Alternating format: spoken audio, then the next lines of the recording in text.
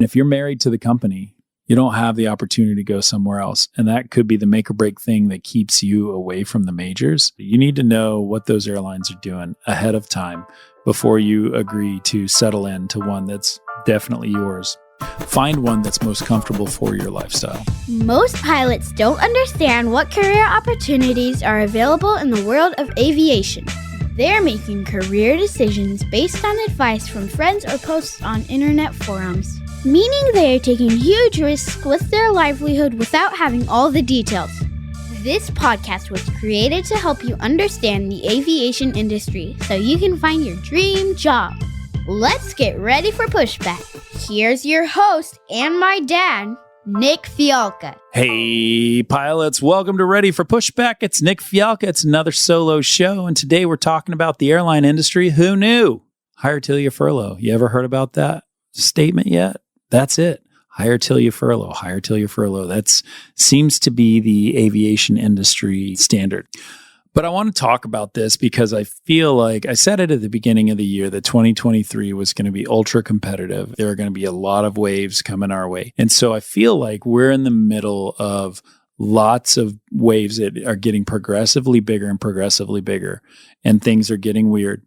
Or maybe I should say things have gotten weird.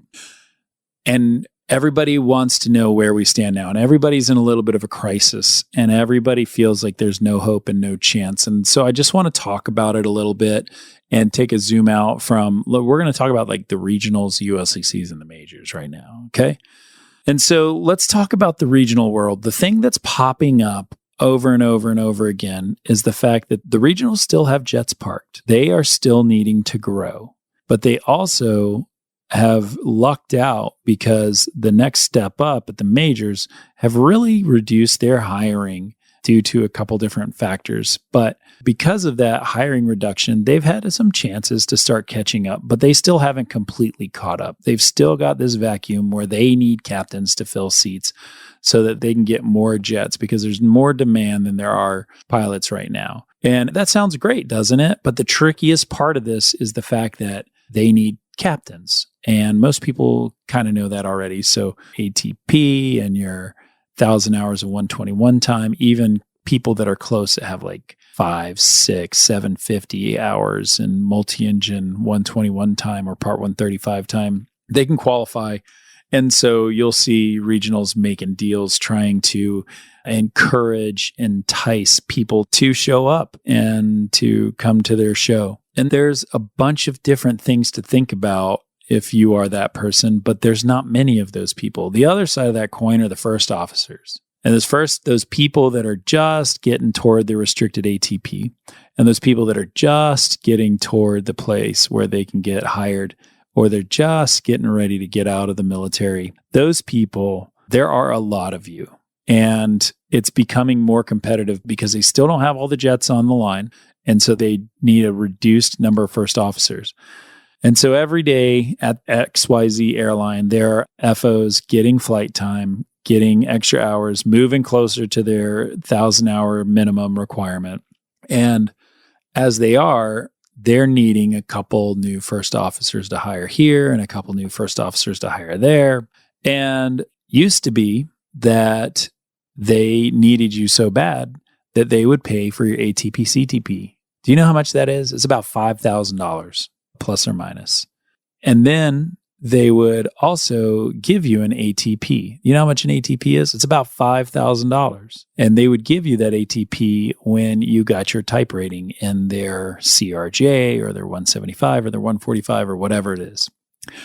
And they used to not require you to have super competitive hours. They used to hire you with just the bare minimums, hold the restricted ATP. And they used to just be happy to have you here, and they'd give you a bonus. And they used to not make you sign a contract. But times have changed, right? So these are all levers that the regionals can pull. And there are many other levers as well that they can pull. But they're starting to pull them. I'm starting to see, right? The ATP, CTP used to be paid for by the airline, no longer being paid for. Most places make you pay for it out of pocket. If you're not expecting to spend another $5,000 to get a job at a regional, that seems scary. But that is how it was when they didn't need pilots. And now that they don't need first officers that much, they're just going right back to that. You have to show up at the game with the things that they say you have to show up. So you're already weeding people out. Having the ATP, CTP, and the check ride done, you need to check, you need to look at each regional. They're all a little bit different. I can't really talk to each one right now, but you need to look at their hiring requirements. You need to reach out to a recruiter, say, hey, do you pay for this or do I need to pay for it? What do I need to have to get the nod? The next thing I want to talk to you about are training contracts. Training contracts, I think, are a really slippery slope because a training contract will lock you into flying for some period of time for that company. And depending on the state that thing is written in, depends on how ironclad that is. Because if you sign a training contract and it's written in some state that's very pro-business, you don't have a shot. When you quit that job, they're going to want some kind of massive repayment that is bananas. And it's going to be like unobtainium expensive. And they're going to demand the money. And you're going to be like, I'm not paying that money. And then it'd be like Republic Airlines, and they're going to sue you. Republic sued a half dozen guys and sued the hell out of them. And a ton of money, made a lot of news because they have this really aggressive, I think, stupid training contract. And here's why I think it's stupid. Because this training contract, they're trying to lock you in to flying for them for a specific period of time. They're trying to make a buck. But on the flip side of that, when things fall apart, they have no marriage to you. You're on the streets. Look at Spirit. Look at iAero. There's no honor among thieves. And so the training contract is a one-way thing, but it's also the cost of doing business. And so you need to weigh that out in your head. You need to talk to a contract attorney if you want to about how ironclad that contract is and make your own decisions. I am certainly not an attorney, so don't listen to my advice ever. Ever listen to my advice. Jeez. But you need to know what you're getting into because you could think, oh, it's a 2-year contract or it's a 4-year contract. Well, a lot can change in that amount of time. And if you're married to the company, you don't have the opportunity to go somewhere else. And that could be the make or break thing that keeps you away from the majors. And it could lock you out of the majors for an entire career if timing works out. If you have a shot to go, but you can't go because you got a training contract and you could have been there, but then all of a sudden the economy falls apart and they furlough for 10, 15 years. And then after 10, 15 years, your kids are in high school and then you can't afford to go to a major because you're going to be making less money for 2 years. Then you're screwed. So it's the butterfly effect. So know what you're doing. Know about those training contracts. Know about those new hire bonuses. A lot of people are still also doing new hire bonuses. And those bonuses are there to entice you, to retain you. They're called retention bonuses for a reason. So if you take the company's money, if you take $15,000, you're probably going to see, $9,000, $11,000 in your bank account because the rest is taxed. And let's say it's for 2 years. Let's say it's a 2-year retention bonus and you take it. Great. Well, if you decide to leave a year in and you're like, hey, I'm just going to pay you back this $9,000. They're going to say, no, we gave you $15,000. I want my $15,000 back. And you say, well, I got taxed and I didn't get all that money. It just was $9,000. And you know what the company's going to say? They're going to say, that's between you and the tax man. That is not between me and you, XYZ regional airline. So that's important. That is something to think about.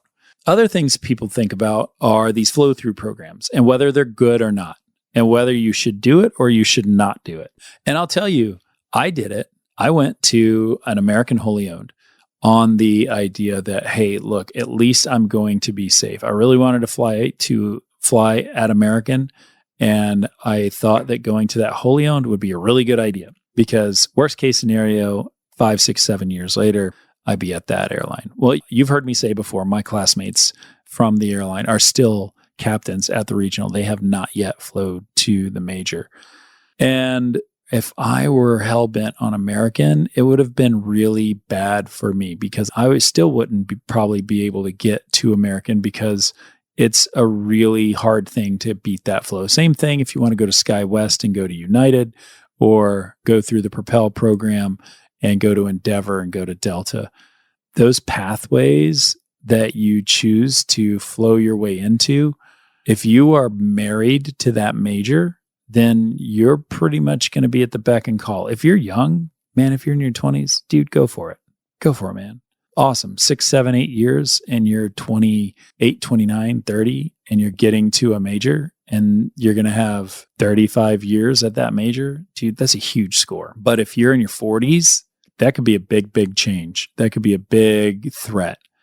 And so I want you to be real about it, because choose wisely when it comes to where you want to go for a flow or not. Because when things go south, when COVID happened, everybody stopped flowing. Everybody stopped moving up. And so everybody's numbers stopped and everybody just kind of felt like they were paused in time. The good part about things right now, though, is that the pay is legit.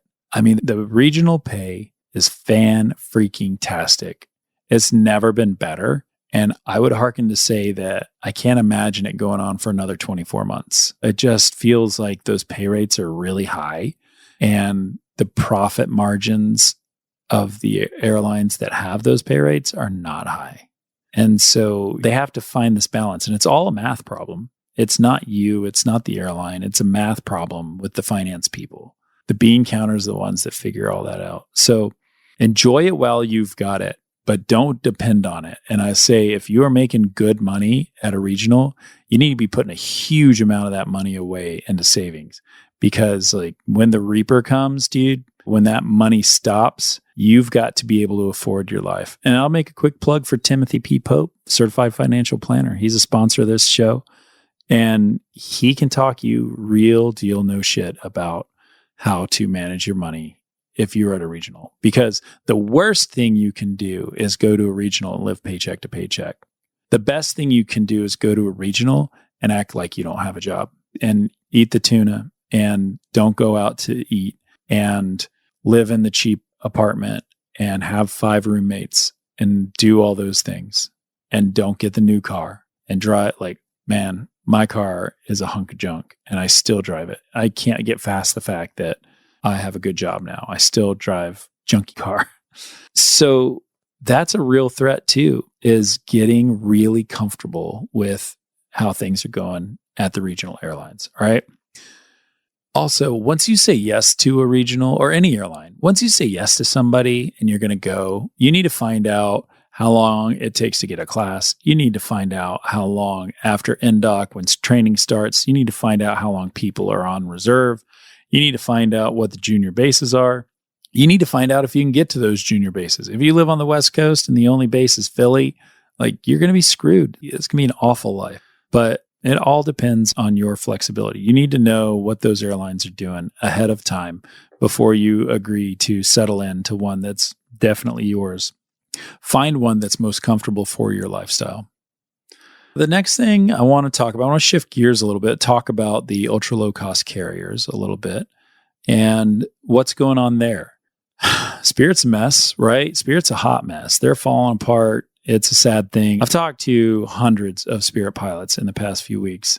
I've also talked to hundreds of iAero people, and my heart definitely goes out to them. I've talked about it before, but Spirit is trying to stop the bleeding. Right? They're hemorrhaging money. And they think one of the tourniquets that they have is pilots. And they're trying to furlough a huge amount of pilots. I think they have, please, if I'm wrong, I'm so sorry. But I want to say they have somewhere around 3,500 pilots.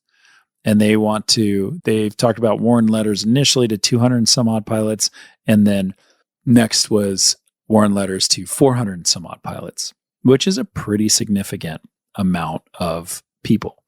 And if they're going to try to reduce debt, how can you do that? You stop buying pilots and you stop buying airplanes and you start losing gates, and those expenses that you had, hopefully turn that tourniquet one twist at a time, trying to get the bleeding to stop. So let's take a look real quick, like what happened to Spirit. let's kind of go through, gloss over things. So the first thing they had, which was kind of a speed bump, didn't look like it was going to be a huge thing, was this Pratt & Whitney engine that they have, the geared turbofan engine, GTF engine, that's in all their, not all, but a huge amount of their Airbuses. They're awesome. They're really cool, but they have this powder metal they use to make the engine. And when they used it, the engine core can get brittle and crack, and that's a bad thing. And so when they figured that out, they're like fixing it all, but it's going to take a long time. They paid, I don't know, $60-something billion to paid Spirit to cover the cost of that. I think they paid that last year, if I'm not mistaken. But Spirit's going to have 25 of their aircraft, and 25, they have about 200 planes. So they're going to have 25 of these planes out grounded for just this year alone, not including next year. So Pratt's expecting to be finished by 2026. And so it's a big yoke around their neck that's dragging them down because they can't fly the planes they need to fly. So the second thing is this failed merger with JetBlue.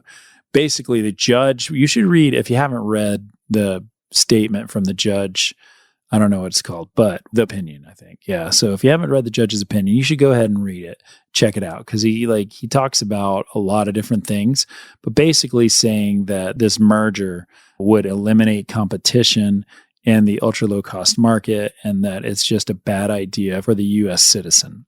And it's not a good thing. So the US government won this ruling. And so I think they were going to buy them for like $4 billion. Don't quote me on that one either. But if you remember back, there was this competition between Frontier wanted to buy them and then JetBlue wanted to buy them, and Frontier and JetBlue and Frontier and JetBlue, and the price went up and up and up and up.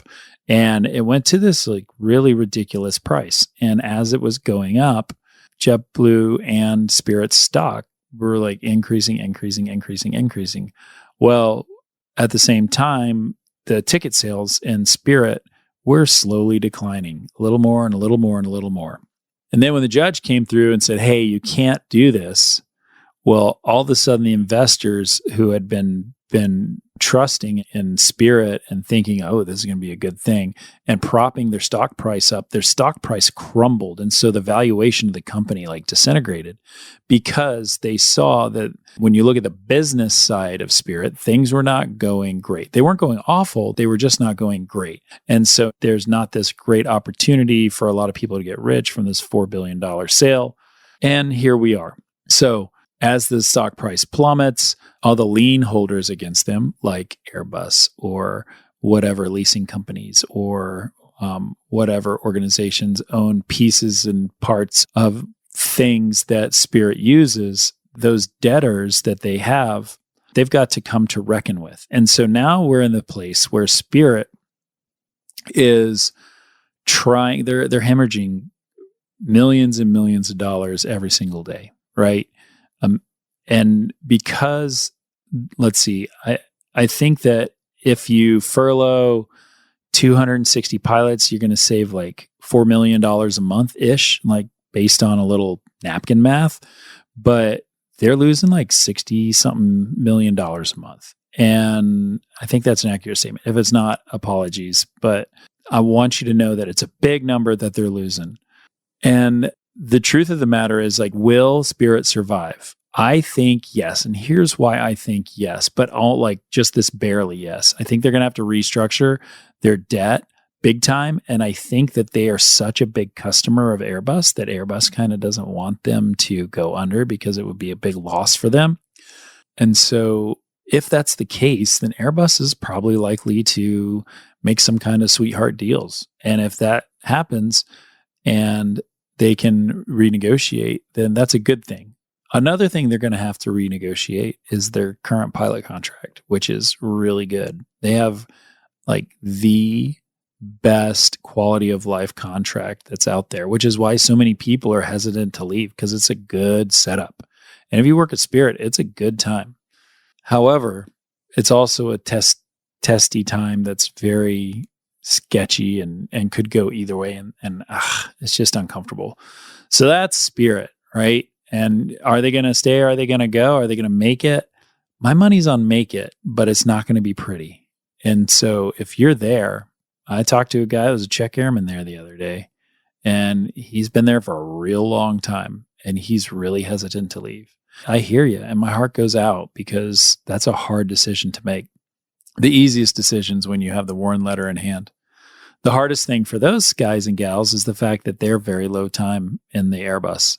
They don't have a whole lot of jet time. And so there's a lot of competition out there on the lower rungs of the regional airlines, lower rungs meaning like first officer, entry level position kind of stuff. And so like, should you go there? Hell yes, you should go there. Should you go to any place that gets you to fly? Hell yes, you should. It doesn't matter what it is. Get your hours and keep moving ahead. Frontier, what's going on with Frontier? A little bit of identity crisis. They are in the midst of trying to move to Allegiant's model. Hats off. Hey, high five to Allegiant, by the way. They're doing pretty good. They're having a good year, tempered growth. But Frontier sees the things that are going on at Allegiant, and they see how much money they're spending on hotels, and they're seeing how much their current way of doing business is not really making good money. It's plugging along and about breaking even, just a little pluses and a little minuses here, but they're not doing awesome. And a ton of you listening to this are at Frontier. And you know I love you. You know I wear my Frontier glasses all the time. I worked there, for God's sake. But they're trying to switch to that Allegiant model. If you don't know the Allegiant model, they're home every night. They take off from their base, they go fly, and they land, and they go home. Same thing, that's what Frontier's doing. But if you're a commuter and you are trying to get into this world, by God, that is hard, because all of a sudden you move into this world where there's no more hotels, where you can't just fly in the morning of your flight and be on a 4-day and the company pays for hotels. No longer does the company pay for hotels because you're done in Philly at the end of every sequence. And you just start another 1-day trip tomorrow and another 1-day trip tomorrow.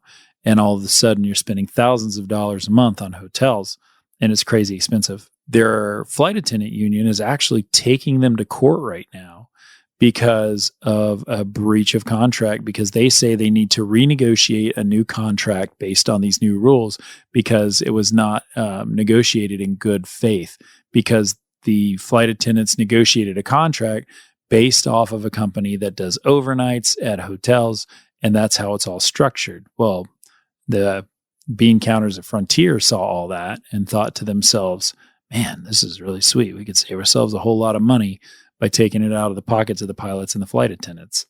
And so because of that, the Railway Labor Act says one thing and the flight attendants claim this and Frontier claims that. Anyway, it's a hot mess. You can still make your way in there, but is it a great place to be? It just depends. And it remains to be seen, because they have not completely switched to that Allegiant model yet. And I'm 50-50. I'm 40-60 against it right now. It seems tricky unless you live in a base. Also, it's tricky because if you live in that base and all of a sudden the base goes away, what are you going to do? And so you have to have these opportunities to plan in your what if scenarios. You need to think about all that. So that's what I think of that. Let's talk about the majors. I think the majors are everything's moving in a general direction. Delta's been doing their thing, 1,100 hires this year. They did like 2,400 or 2,300 last year. And they're just kind of plodding away at their glide slope that they've been planning. This is a long-term planning glide slope that they've been looking at since just after COVID. So this is how they're doing it. Americans lost 10-15% of their hiring goal, which is still like 2,400 because of the Boeing deliveries.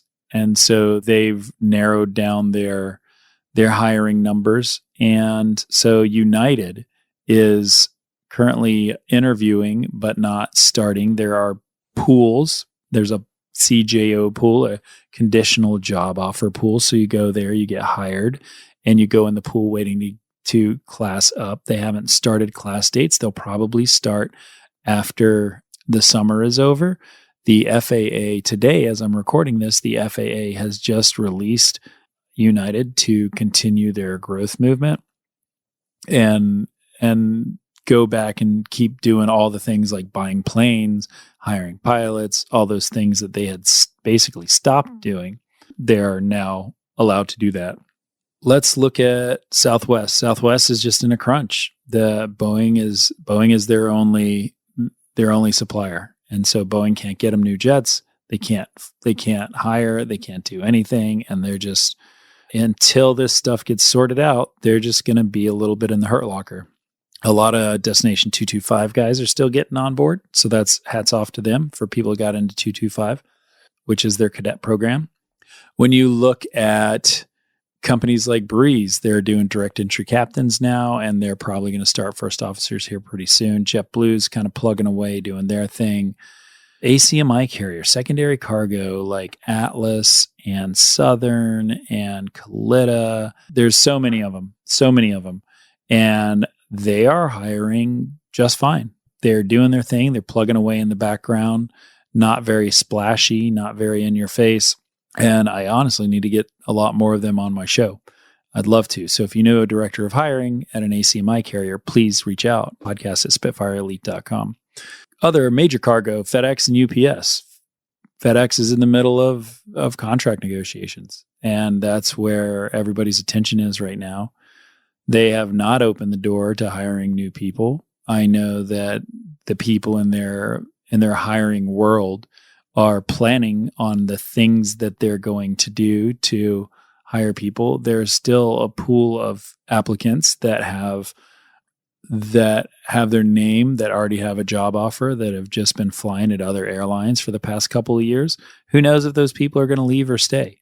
I have met many people who have left FedEx because of one thing or another, and they feel like they're stalled at the bottom of the seniority list. And that's a really, really hard thing. And you've got to figure that thing out for yourself. What else? UPS, they hired 300 pilots, opened their window. They quietly plug along. They're a great little company. Big Brown is always just kind of quietly hiring people. You don't hear a whole lot about it. I do need to reach out and get in touch with them as well. I think they would be great on the show to learn about the company and kind of let people know more about it. And I think is that our circle? I've been talking for a half hour. I feel like I've covered a whole bunch of it. But all in all, I think right now we're in this middle part where it's still good basic hiring. But for you to be noticed by major guys, like, you're going to need some serious hours.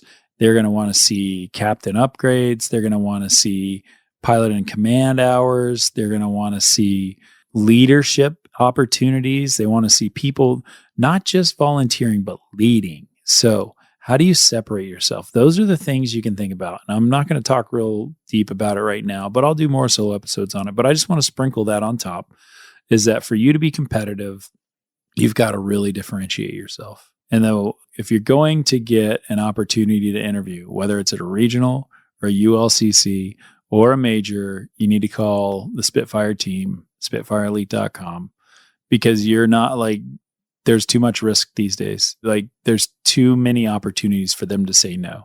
And if they say no, you've squandered an opportunity. So you need to know that you're 110%. And that's what we do at Spitfire. We make sure you're 110%. So it's late. I've been talking all night. I appreciate you guys so much. I'm glad you're part of my life. I'm glad you stuck with me for 32 minutes. Thanks for listening to the show. I'll see you next week. Next week, Monday, interview episode. Have a great weekend. All right, pilots, that's the episode. I hope you've really enjoyed it. But before you go, do me a quick favor, subscribe to my show and leave me a review. Give me a 1-star review if it was totally worthless. Give me a 5-star review if it was the most amazing thing you've ever heard. I want to hear from you. So if you can give me a review, subscribe to the podcast, make yourself a little bit better, I will be happy. You'll be happy. We'll keep crushing. I cannot wait to see you on the next episode.